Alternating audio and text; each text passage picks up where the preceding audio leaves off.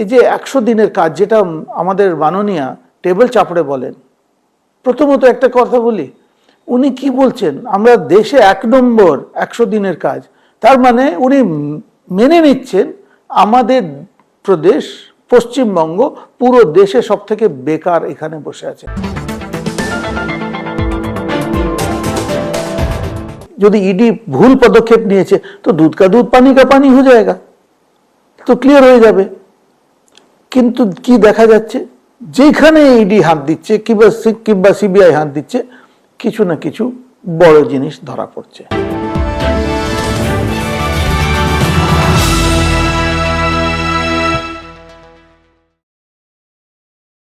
গত 7 দিন ধরে ইডি, আইটি ও সিবিআই এর তাণ্ডব চলল টিএমসির ছোট বড় নেতাদের ওপর।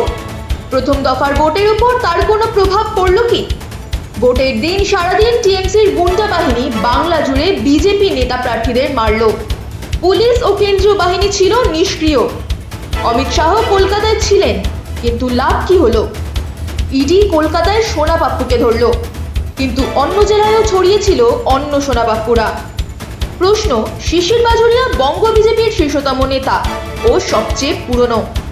আপনার কি মনে হয় ইডি সিবিআই এর রেড করে আটকানো যাবে টিএমসির নেতাদের? সাধারণ ভোটারদের মনে ইডি রেড কি কোনো প্রভাব ফেলবে, আর নাকি ভোটে জিতে টিএমসি আবার তাদের পছন্দ মতো পুলিশ অফিসারদের ফিরিয়ে আনবে আর বিজেপি কর্মীদের ফের মারবে? আপনি টিএমসির গুন্ডা রাজের বিরুদ্ধে বহুদিন ধরে হয়তো প্রথম সারির একজন কেউ আওয়াজ তুলেছিল এবং কনসিস্টেন্টলি গুন্ডা রাজের এগেনস্টে ফাইট করে যাচ্ছেন। কিছুদিন আগে থেকে ইডি যা শুরু করেছে, ইডি কেন, ইডি, সিবিআই, আইটি বাংলায় টিএমসি নেতাদের ওপর যা শুরু করেছে, আপনার মনে হয় যে আপনার রোলটা আজকে ইডি, সিবিআই, আইটিও নেভাচ্ছে? না, দেখুন, প্রথমত একটা জিনিস স্পষ্ট করে দিই, ইডি, সিবিআই, আইটি এই সব সংস্থা কি করছে না করছে তার সঙ্গে বিজেপির কোনো কানেকশনই নেই। আজকে আমার সঙ্গে কোনো কানেকশন নেই। এইখানে পশ্চিমবঙ্গে দুর্ভাগ্যবশত যেটা হচ্ছে, তৃণমূল কংগ্রেস একটা রাজনৈতিক দল থেকে পরিণত হয়ে গেছে একটা গুন্ডা দলে। চারদিকে শুধু গুন্ডামি, শুধু তোলাবাজি। কেন? মানুষকে তো কিছু দিচ্ছে না, মানুষকে কিছু দিতে পারছে না, তো মানুষ কি করবে, খাবে কি করে? আজকে যদি কর্মসংস্থান নেই, মানুষ রোজগার করবে কি করে? পেট তো ভরতে হবে। তো এখন একটা জিনিস যেটা অ্যাকচুয়ালি বামা জামানা থেকে আরম্ভ হয়েছিল, কাটমানি নতুন না ওখান থেকে, কিন্তু তৃণমূল কি করেছে, বাম যেটা করতো ঠিক অক্ষরে অক্ষরে পালন করেছে, শুধু 10 গুণ বাড়িয়ে দিয়েছে। আর এই যে তোলাবাজি থেকে তো গুন্ডাগিরি, মানুষকে আপনি জোর করে ও টাকাটা কেড়ে নিচ্ছেন। এই যে 100 দিনের কাজ যেটা আমাদের মাননীয়া টেবিল চাপড়ে বলেন, প্রথমত একটা কথা বলি, উনি কি বলছেন আমরা দেশে 1 নম্বর 100 দিনের কাজ, তার মানে উনি মেনে নিচ্ছেন আমাদের প্রদেশ পশ্চিমবঙ্গ পুরো দেশে সব থেকে বেকার এখানে বসে আছে। কিছু নেই, 100 দিনের কাজ তো যাদের কাছে কোনো ইনকাম নেই ওরাই পায়। 1 নম্বর, ওইখানেও তৃণমূল কাটমানি খায়। স্যার, এই যে আপনি তোলাবাজির কথা বললেন, আমি আপনার মুখ থেকে শুনতে চাই কিছু নাম লাস্ট কয়েকদিনে ইডি রেডসে উঠে এসছে বা আইটি রেডসে উঠে এসছে। সোনা পাপ্পুর সাথে দেবাশিস কুমারের কি সম্পর্ক, কাজল সাহার সাথে দেবাশিস কুমারের কি সম্পর্ক, সুজিত বোসের সাথে নির্মল দত্তের কি সম্পর্ক? এই সোনা পাপ্পু, নির্মল দত্ত, কাজল সাহা এরা কারা স্যার? এদের কি পরিচয়, এরা কি করে? একটাই পরিচয়, এরা তৃণমূল নেতাদের পোষা গুন্ডা, আর কোনো পরিচয় না। এদের এইটাই কাজ। এরা যে কাটমানি নেয়, তোলাবাজি করে, লোকদের ধমকায়, চমকায়, বোমা মারে, যে টাকাটা তোলে ভাগ করে এই নেতাদের সঙ্গে, যারা এদের রাখছে, যারা এদের সুরক্ষা দিচ্ছে। সুরক্ষা মানে পুলিশ থেকে সুরক্ষা। পুলিশ তো একেবারে নিষ্ক্রিয় না। পুলিশ প্রথম দেখে সামনে কে আছে, অভিযোগ কে দায়ের করছে। বিজেপি করলে, সাধারণ মানুষ করলে নেবে না, হয়তো উল্টো ওকেই ধরে নেবে, আর তৃণমূল করলে ওরা কিছু অ্যাকশন নেবে। আর এইসব যে আপনি বললেন, এটা এদের পোষা গুন্ডা, আর কিচ্ছু না। আমাদের বাংলায় 21খানা ডিস্ট্রিক্ট রয়েছে, এরকম আপনার কি মনে হয় 21খানা ডিস্ট্রিক্টে এরকম ধরনের সোনা পাপ্পু, কতগুলো সোনা পাপ্পু ছড়িয়ে আছে, আর তারা কিরকম ধরনের তোলাবাজি করে যাচ্ছে? দেখুন, এই যে জায়গায় চলে গেছে, আমি এর উত্তর তো দিতে পারবো না, তৃণমূলের নেতারাও দিতে পারবেন না। কেন, যেই জায়গা ওনারা নিয়ে গেছেন, কি একটা সোনা পাপ্পু? সোনা পাপুর কেন আমরা ওর নাম চিনে গেছি বলে, ওর তলায় কত একটা ডিপ রুট। এই যে পার্টির নাম তৃণমূল, এরা এই যে তোলাবাজি, গুন্ডামি, এটা অ্যাকচুয়ালি এদের তৃণ থেকে মূলে চলে গেছে এরা। তো কি, আমি তো বলতে পারবো না এই ধরনের কত লোক, আমার হিসেবে তৃণমূলের নেতারাও বলতে পারবেন না। এই যে একটা নেক্সাস আছে, মানে সোনা পাপ্পুর বেঙ্গলে যেটা আমি একটু আগে বলছিলাম, যে বেঙ্গল বিল্ডার্সরা রেডেড হচ্ছে কারেন্টলি, ইডি বিভিন্ন বেঙ্গল বিল্ডার্সদের রেড করছে, তার মধ্যে একটা অন্যতম সফল গ্রুপ হচ্ছে মার্লিন গ্রুপ। আমার প্রশ্ন আপনাকে স্যার, যে এই যে এর মধ্যে কি একটা লার্জার স্ক্যাম, হিডেন স্ক্যাম কোথাও কাজ করছে, যেখানে বিল্ডার, মিডলম্যান, টিএমসি জড়িয়ে রয়েছে, এবং সেটাকে ডিসকভার করা দরকার, আনার্থ করা খুব দরকার? দেখুন, এটা আপনার প্রশ্ন একদিকে কঠিন প্রশ্ন। কেন, আমি ইডির তো মুখপাত্র না, আমি ইডি হয়ে বলতে পারবো না ওরা কোন কারণে ওখানে রেড করতে গেছে, আমি জানি না। আমিও যখন আপনারা মিডিয়াতে দেখান, আমিও দেখি। এটা তৃণমূল বলে এটা বিজেপি করাচ্ছে, বিজেপি করাচ্ছে না, আপনাদের যে খারাপ কাজ তার জন্য এইসব হচ্ছে। ইডি তো অন্য জায়গায় গিয়ে রেড করছে না, আমি তো সেটাই দেখে বলছি। কত বিল্ডার আছে, কত ভালো ভালো বিল্ডার আছে, ওখানে তো ইডি গিয়ে রেড করে না কেন? এদের কাছে এই যে আপনি গোষ্ঠীর নাম বললেন, ওখানে গিয়ে কেন রেড করলো আমি বলতে পারবো না। কিন্তু একটা জিনিস পরিষ্কার, যদি সত্যি এদের কাছে কিছু নেই, যদি ইডি ভুল পদক্ষেপ নিয়েছে, তো দুধ কা দুধ পানি কা পানি হয়ে যায়গা, তো ক্লিয়ার হয়ে যাবে। কিন্তু কি দেখা যাচ্ছে, যেখানে ইডি হাত দিচ্ছে কিংবা সিবিআই হাত দিচ্ছে, কিছু না কিছু বড় জিনিস ধরা পড়ছে। আর ওরা ঠিক এদের কেন বেছেছে, কি ধরতে পেরেছে, যতক্ষণ ওরা এটা প্রকাশে নিয়ে আসছে না, আমি বলতে পারবো না। স্যার, ইডি একটা লিস্ট অফ 800 টিএমসি নেতাদের গ্রেপ্তারি দাবি করে জমা দিয়েছে। Mamata Banerjee TMC high court move করেছে। আপনার মতামতের উপরে 800 টিএমসি নেতা, এবং তার মধ্যে বহু হেভিওয়েট নেতা, অরূপ চক্রবর্তী থেকে শুরু করে রত্না চ্যাটার্জি থেকে শুরু করে আরো অনেকে, যারা এখন প্রার্থী হিসেবে দাঁড়িয়েছে। দেখুন, একটা কথা বলি, এক্স্যাক্টলি আমি দেখেছি হাইকোর্ট টিএমসি মুভ করেছে। কার বিরুদ্ধে? যাদের এদের হিসেবে কোনো এজেন্সি ধরবে, তো এদের মানে কাকে টিএমসি সাপোর্ট করছে, কাকে সংরক্ষণ দিচ্ছে? যারা কোনো এজেন্সি নামে গুন্ডা কিংবা অ্যান্টি সোশ্যাল। একই জিনিস তো আপনি অন্যভাবে যদি দেখেন, এই পশ্চিমবঙ্গ সরকার, ওখানে টিএমসি না, এই পশ্চিমবঙ্গ সরকার কার বিরুদ্ধে সুপ্রিম কোর্ট গিয়েছিল কোটি কোটি টাকা রাজকোষের খরচ করে? সরকারি কর্মচারীদের বিরুদ্ধে, যাতে ওরা টাকা না পায়। যারা ভালোভাবে ন্যায্যভাবে কাজ করছে তাদের টাকা দেবেন না, মহার্ঘ ভাতাকে বলবেন আমার দয়ায়। আর ওখানে রাজকোষ থেকে, রাজকোষ মানে আপনারা আমার টাকা নিয়ে খরচ করে সুপ্রিম কোর্ট গিয়েছে লড়তে।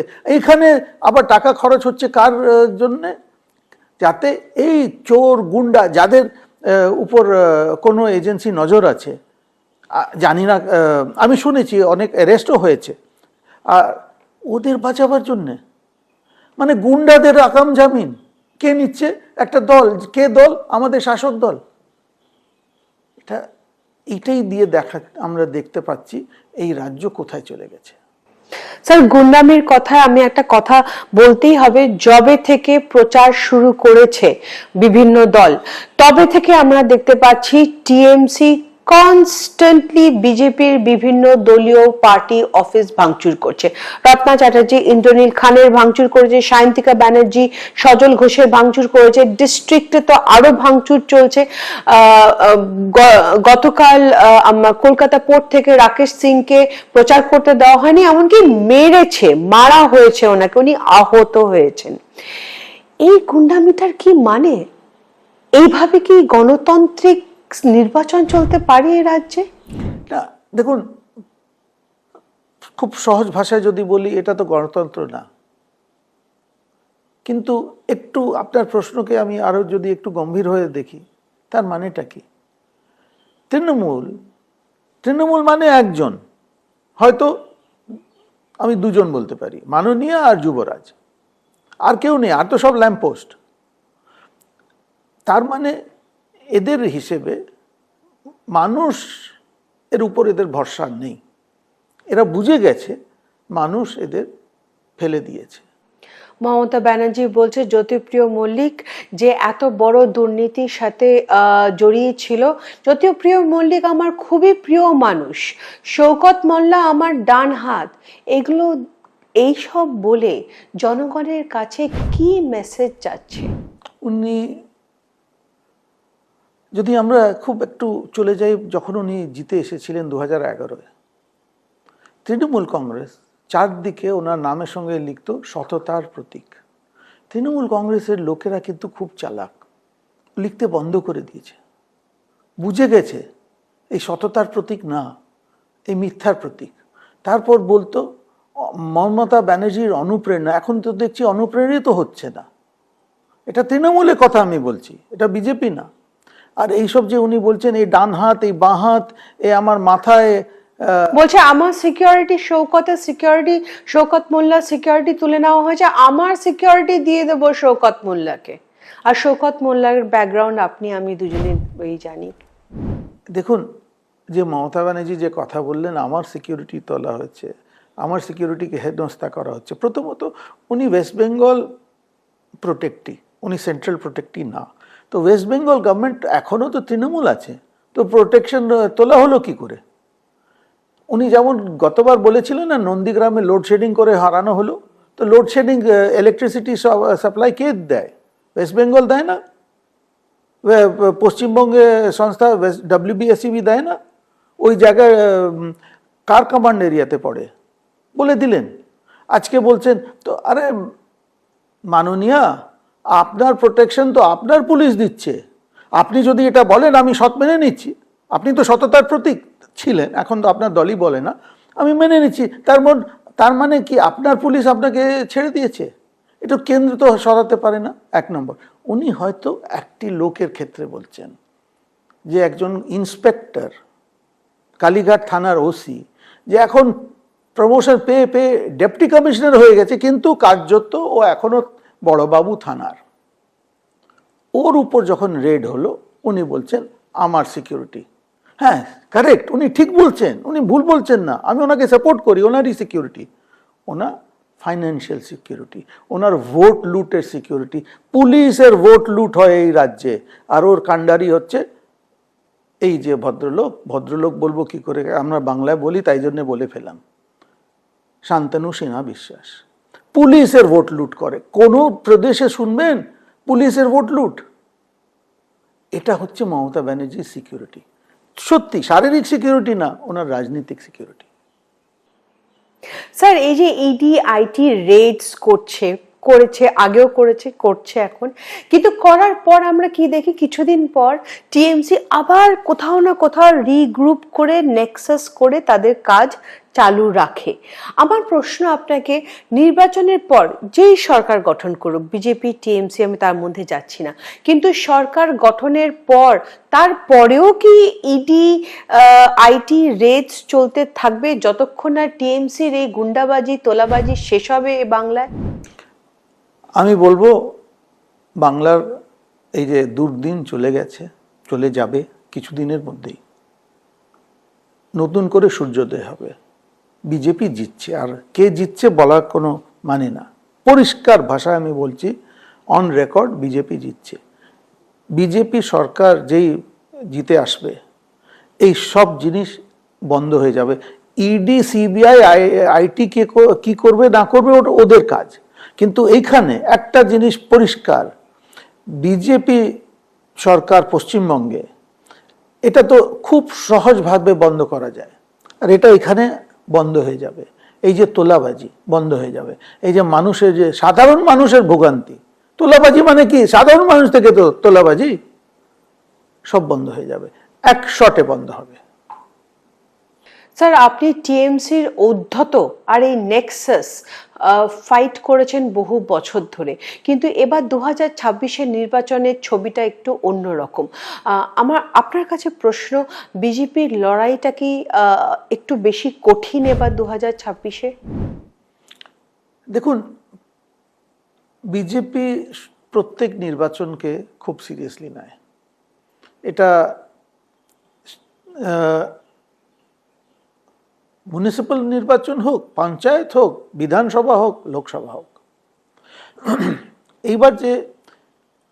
এইবার একটা জিনিস খুব ক্লিয়ার সবাই সামনে, তৃণমূল অক্ষর অক্ষরে বোঝে দ্যাট ওদের বিদায় দিন চলে এসেছে, তাই জন্যে আরও বেশি করে ওরা অত্যাচার করছে। এখানে আমরা লড়াই করছি, আমাদের লড়াই হচ্ছে কার ভরসায়? আমরা জোর পাচ্ছি কোত্থেকে? পশ্চিমবঙ্গের মানুষ থেকে। মানুষ আমাদের পিছনে দাঁড়িয়ে আছেন, ওটাই দিয়ে আমরা জোর পাই।